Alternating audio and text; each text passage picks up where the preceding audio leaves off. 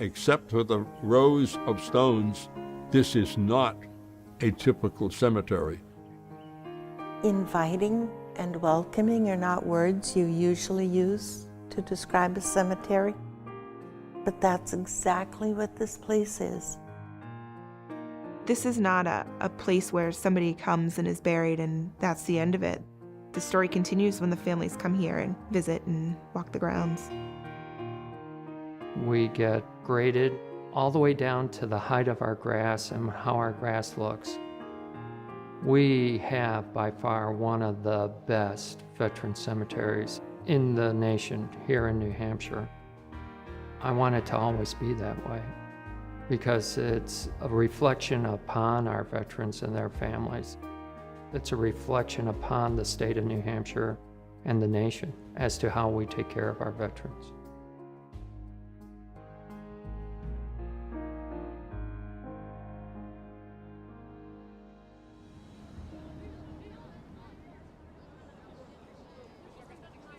If a young person was asked why it's important to have a New Hampshire State Veteran Cemetery, I would just ask them to come and read the grave markers and take a minute and read the 20 points of history that we have around the circle of flags and meander through the walkway and read some of the monuments and just think about the people in the past that provided your freedom.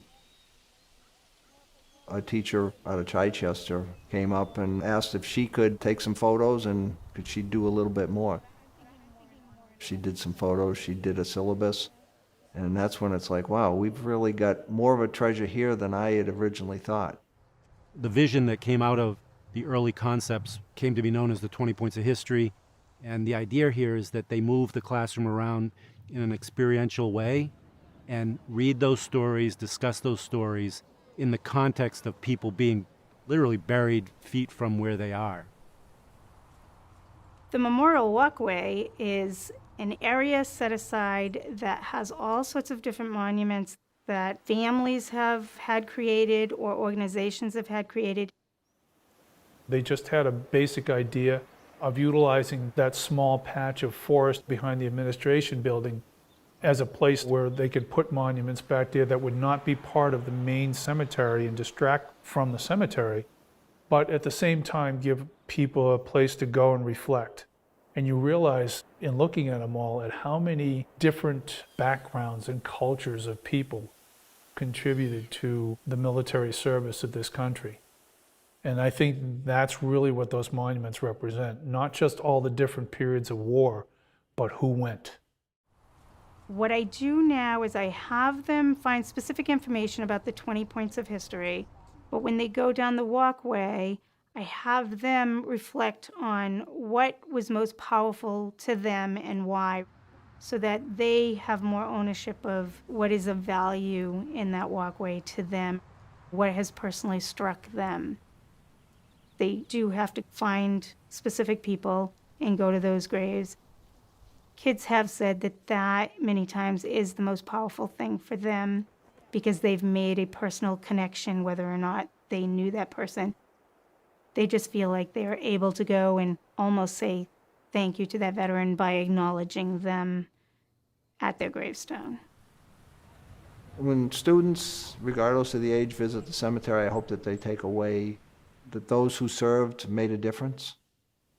And hopefully they take away some curiosity when they get home to perhaps ask, were there veterans in our family that they don't know about, that the conversations have never come up before, and to learn a little bit more about some family history that they may not know about before it's too late. It teaches them about family. They may have grandparents or great-grandparents who were buried here. It shows them the connection. And it shows the cost of war, the real cost of war. And it's a lesson they need to learn if in the future we can ever hope to have at least one generation who didn't have to go to war. My younger brother was funny and he was complicated. Mike was, if anything, playful, mischievous. Like there was a time he trapped me in a sleeping bag and rode me down a flight of stairs like a toboggan. He had a personality for miles and miles and miles. He was the middle child, but the oldest boy. Had a killer smile. He was an all-around good kid.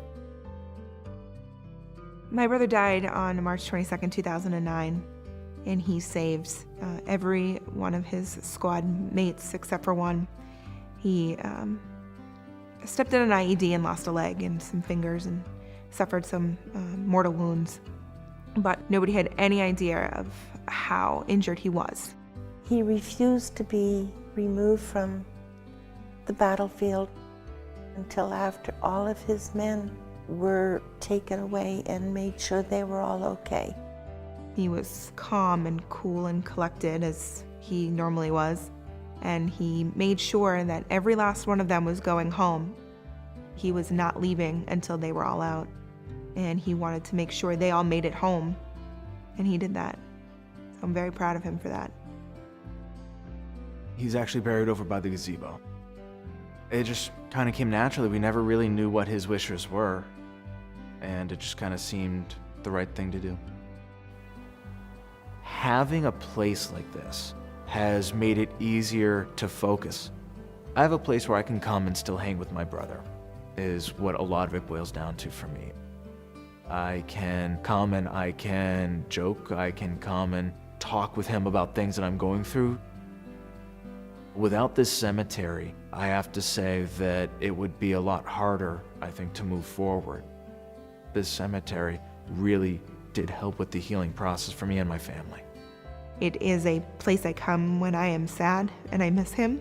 It is a place I come to tell him good news. It's a place we come to celebrate his birthday or mourn his death. It is a place I sometimes come and just walk around for the peace and quiet of it. It's beautiful and calming. And when you walk through the grounds, you almost like release a deep breath. It's exactly where I think my brother should be. In the woods, in New Hampshire, where he's from. When veterans actually were in the military, they're used to high standards. They train to high standards. So when they walk onto a piece of property that comes at the highest standards, they feel at home. George Washington was supposed to have said, "The willingness with which our young people to serve in any war, no matter how justified, will be determined on how they see veterans of earlier wars are treated and respected by this country." If we can't take care of those veterans all the way up till their last day, why would anybody want to wear this uniform? When we serve, we take that oath to support and defend the Constitution of the United States. That really, in my mind, is a bilateral contract. We have to be able to take care of veterans in a way that they don't always recognize. And I think the cemetery is one aspect of that they don't always think about up front, but realize that when their time comes and they're getting ready to make those plans, that they have a place that they can go. And I think for some of the relatives even, that's the first time that they've ever seen a ceremony like that. Just kind of hits them that their uncle, their grandfather, their father, or whatever the case might be, how important their service was. We convey that message to the family that your loved one is deceased, but we honor their service here. Not just now, but we honor it every day. I think it's most important that the spouses be involved because they were the ones that had to keep the home fires burning while the service member was not around. I just recently had my wife buried there, Patricia. I know that's where I was going, and she just was taken by it. What a beautiful place. So clean, and everything was so bright. She just kept going on and on and on. I says, yeah, I kind of like it. We're all part of a club that none of us really wanted to join. And we know what the other families are feeling what they're thinking.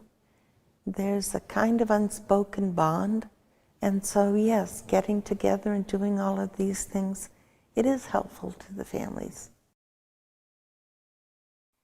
It's almost like a community thing where people come and they celebrate instead of mourn, which I like. I like that idea much better.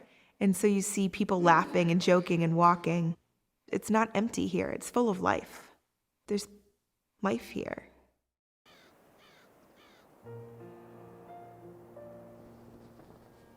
This is a real place of connection to history, connection to the past, but also connection to the future. It's almost like it should have been here from the very beginning. Family members feel invited back to the cemetery. They feel warm. They feel like there's open arms to come back and visit their loved one. We've had friends visit from out of state who have said this is the most beautiful veteran cemetery they've been to. I take a certain amount of pride in that. That's New Hampshire. You know, that's what we do. We take care of our veterans. Some of those people who are buried there, probably like 18, 19 years old, 20, 21, they didn't really have much of a life. You know? I'm 71 years old. You know, thanks to them, we should all be very, very grateful to every one of them people who are buried there. What I want for when people come to the cemetery, at least for the first time, is to realize that this is not just a place for the dead, but for the living.